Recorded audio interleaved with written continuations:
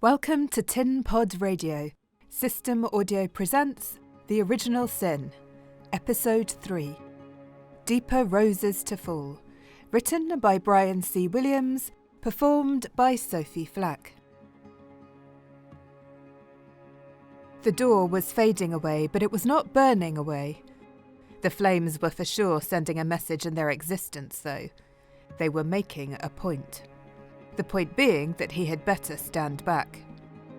And he backed off a little after shouting every profane thing he could think of, to the shadow standing on the other side of the door. Could have just said, "Leave me alone," and not caused so much anger to build. He started to back away from the door before what was once a door dropped as ashes to the floor. Stepping through where the door had been mere moments ago walked a woman, dressed in a long see-through dress that seemed to bite into the floor as she walked up to him, with a train that hovered in the air behind her, wiping away her footprints which were burning into the floor. All sounds, screams and despair was from one mind, so, one voice. "Noah, you cannot fight." "All I have done in my life is fight. I only have one more thing to do before you can take me." "You cannot barter on how this takes place. It happens. It is your time. It is as it has been since before the first life came into being." Noah steps in the direction of the woman and noticed right away that she had no eyes in the sockets, but instead there were little swirls of different coloured lights that seemed to be playing tag with each other. He had to shake his head to keep from falling under their spell. "You should not have wasted the chances you were given, Noah Gallimore. Mortals should make the most of their lives, because what awaits you afterwards has no chance of smiles if you do not. That is what I told Lord Byron before his time was up, but he did not listen, and he also tried to fight at the end." "What happened?" "I showed him that he could not win. It's a no-win situation. Simple as that."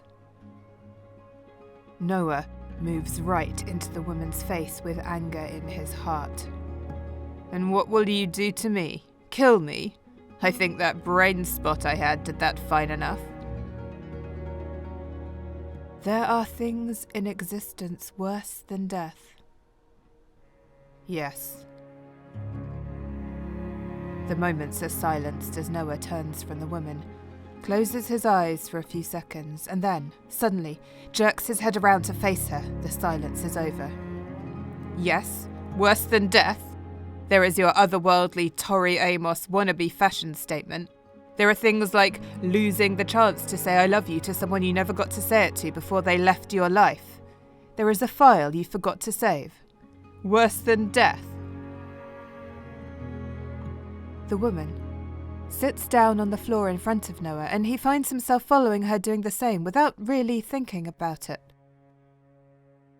A life passes away on Earth as the strange woman reaches inside her chest and pulls out a goblet filled with a brown but sort of clear liquid. "Drink this, and as long as you love her, you will never die. No angel in the tomb or demon in hell can touch you. Fairies of Quiot will be jealous of you, and warriors from the tin will fear you. Find her. Tell her how you feel. But the moment you doubt your love, the moment you feel away from her spirit, you will see me again. And when I come, then I will come with all my fury." He takes the glass, and the instant it leaves the woman's hands, she disappears. He does not hesitate and downs the liquid and yells in great pain as its energy moved as fast as sin and spread throughout his body, making his heart beat again, starting the race of blood once more. It seemed to Noah that the liquid stopped shifting its way around inside his body, but When it found itself near his hands, it screamed for each beat of a new life. He felt an itch, a small burning sensation, and then bubbles of skin began forming in lines around and around his forearms, down to his hands. When the pain was over, he looked to see that he now had a tattoo of barbed wire that ran around his arms, starting at each elbow and twisting its way to the palms of his hands. Was the tackiness a punishment, maybe?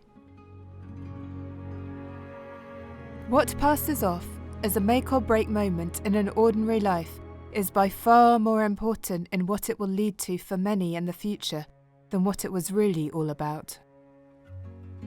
Why did the angel of death give back a life? There has to be a bigger reason than a hope of love, doesn't there? So if love can change the mind of death itself, then what can it not do? She knew the answer when she gave him the goblet. He knew the answer before he went to the hospital that last night. He knows now, but does not care. His life now is his love, as it may have always been. Noah is to walk out into this world in search of happy memories and a chance to ask a question. He does not care what answer will come. I just need to know for sure. The door is healed now, back to wooden glory from ashes. Noah grabs his camo jacket and heads out the door, truck keys in his hand.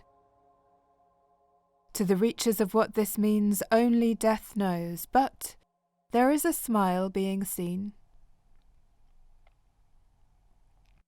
When you have loved, be it one time or 1,000, there is always questions that you wished you had asked when you find yourself at a point of never seeing that love again. Do you have a question?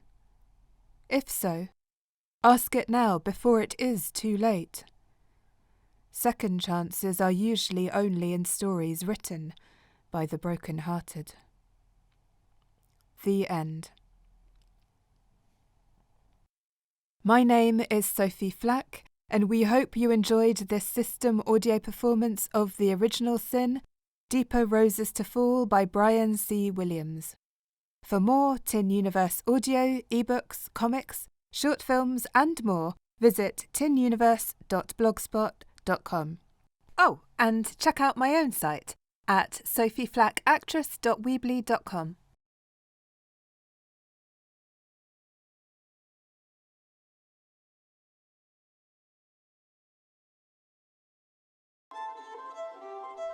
The Trinity Prophecy by Marissa Kinzel with illustrations from Melissa McManus.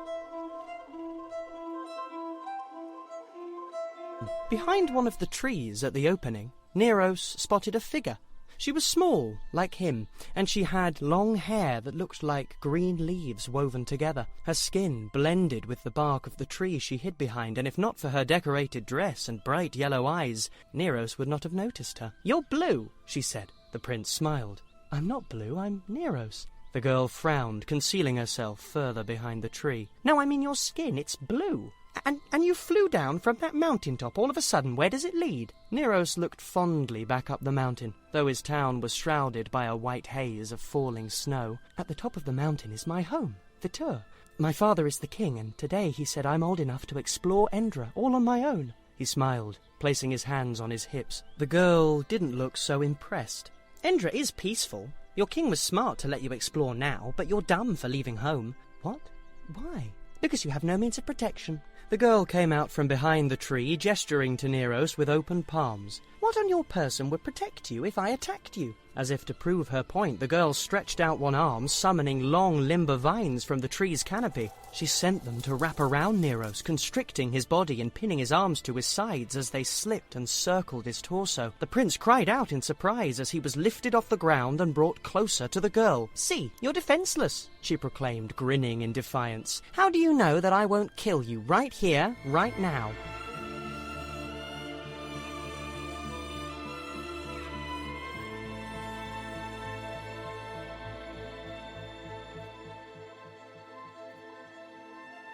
The Trinity Prophecy was written by Marissa Kinzeal. Our narrators are Journey Brown-Saintel, Theo Holt-Bailey and Christian Marte. This audio adaptation was produced by Brian C. Williams and Marissa Kinzeal. The voice of Tin Universe is Stacey Taylor. For ebooks, webcomics, short films and more, head over to tinuniverse.blogspot.com.